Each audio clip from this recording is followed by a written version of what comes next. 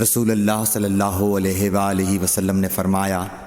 کہ میری امت کے لوگ وضو کے نشانات کی وجہ سے قیامت کے دن سفید پیشانی اور سفید ہاتھ پاؤں والوں کی شکل میں بلائے جائیں گے، تو تم میں سے جو کوئی اپنی چمک بڑھانا چاہتا ہے تو وہ بڑھا لے،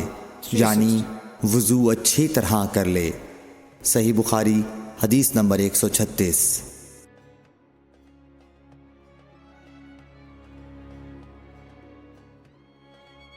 ابن عباس رضی اللہ تعالی عنہ نے وضو کیا تو اپنا چہرہ دھویا،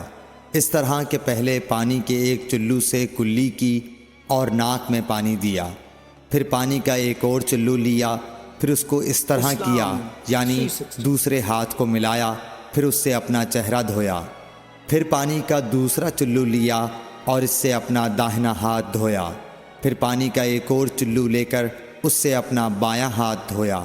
اس کے بعد اپنے سر کا مسح کیا، پھر پانی کا چلو لے کر داہنے پاؤں پر ڈالا اور اسے دھویا، پھر دوسرے چلو سے اپنا پاؤں دھویا، یعنی بایاں پاؤں۔ اس کے بعد کہا کہ میں نے رسول اللہ صلی اللہ علیہ وسلم کو اسی طرح وضو کرتے ہوئے دیکھا ہے۔ صحیح بخاری حدیث نمبر 140۔